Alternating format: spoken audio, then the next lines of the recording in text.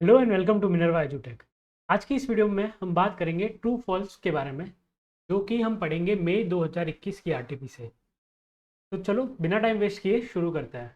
Gauri purchased goods worth 75,800 at 5% trade discount and he paid half of the amount in cash.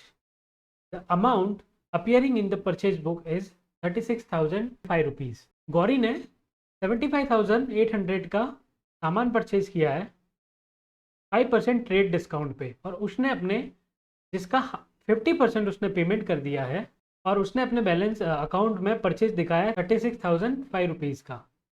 Let's calculate this. सबसे पहले क्या करेंगे, 75,800 में से 5% ट्रेड डिस्काउंट लेस करेंगे। अब इसका हम 50% निकालेंगे, जो कि आता है 36,005 रुपीज़। तो उसने अपने रिकॉर्ड में उसको करेक्टली बुक किया है, सो दिस इज ट्रू। चलिए आंसर चेक कर लेते हैं। The trade discount is to be deducted from the total value of 75,800.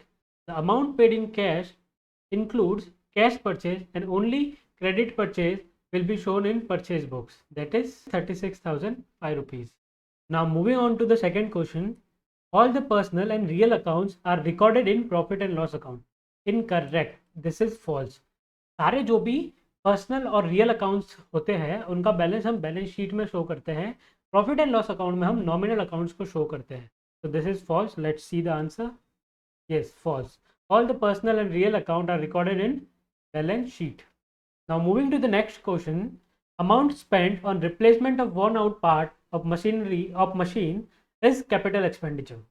No, amount जो हम स्पेंड करते हैं मशीन के वॉन आउट पार्ट पे, दैट मीन उसको हम बोलते हैं मेंटेनेंस एक्सपेंसेस।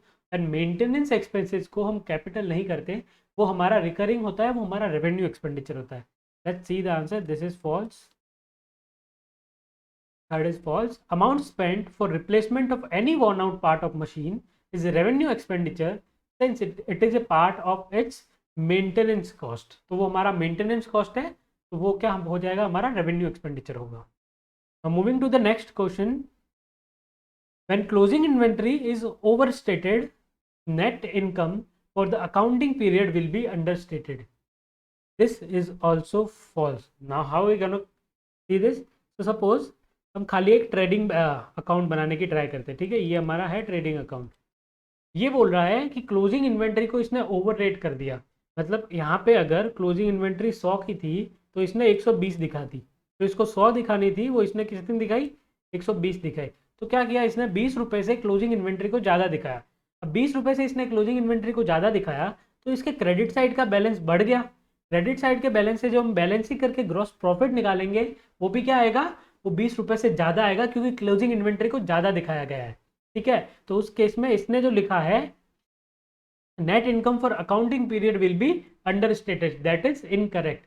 नेट इनकम क्या हो जाएगा, बढ़ जाएगा, क्योंकि ग्रॉस प्रॉफिट बढ़ेगा। तो हम यहाँ पे जो नेट P&L में नेट ग्रॉस प्रॉफिट ट्रांसफर करेंगे वो भी 20 रुपये से बढ़ा हुआ होगा, और उसकी वजह से 20 रुपये से हमारा नेट प्रॉफिट भी बढ़ा हुआ होगा।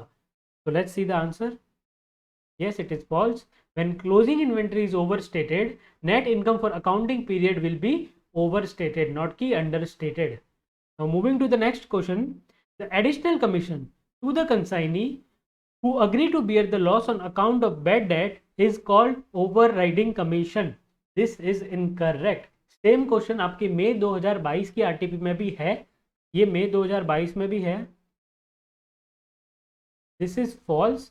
ओवरराइडिंग कमीशन तब मिलता है जब भी कंसाइनी इनवॉइस प्राइस से ज़्यादा पे माल को बेचता है, ओके, उस केस में ओवरराइडिंग कमीशन मिलता है। बैड डेट के केस में हमको डेल क्रेडिट कमीशन दिया जाता है, ना कि overriding commission. Let's see the answer. This is false. The additional commission to consignee who agree to bear the loss on account of bad debt is called del credit commission. That's it. Moving to the next question. Goodwill is intangible asset, therefore it cannot be valued. This is incorrect. False. Goodwill भले ही एक intangible asset है, पर बहुत सारे ऐसे सिनारियों में जब हम बिजनेस को सेल या परचेज की बात करते हैं तो हमको गुडविल का कैलकुलेशन करना पड़ता है, गुडविल का कैलकुलेशन दिखाना पड़ता है, क्योंकि गुडविल ही बिजनेस के वैल्यू को इम्पैक्ट करती है। Let's see the answer. This is false. Even though goodwill is an intangible asset, It can be valued in terms of money. It can be measured in terms of physical units. Now moving to the next question.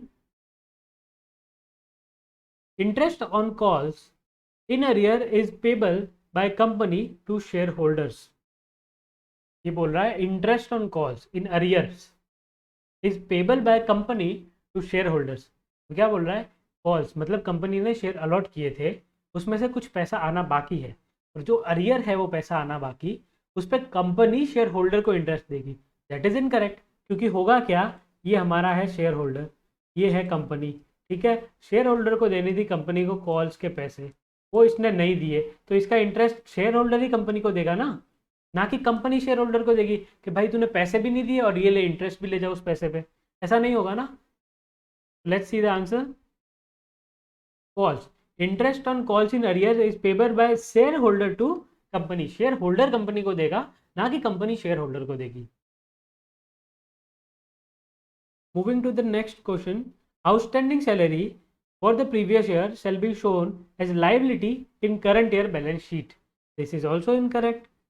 ये हमने कौन से last ही video में देखा है, ये है नवंबर 2022 की आरटीपी में. आउटस्टैंडिंग सैलरी जो होगा वो करंट लाइबिलिटी में दिखाया जाएगा, ना कि उसको हम सेपरेटली करंट ईयर की बैलेंस शीट में दिखाएंगे. तो let's see, this is false. It shall be disclose as a current liability in opening balance sheet. Now moving to the last question. Debenture holders enjoy the voting right in the company. Incorrect. This is false. Debenture holder को कोई भी voting right नहीं होता, सारे voting right share holder के पास ही होते हैं. So this is also false. Debenture holder does not enjoy voting right.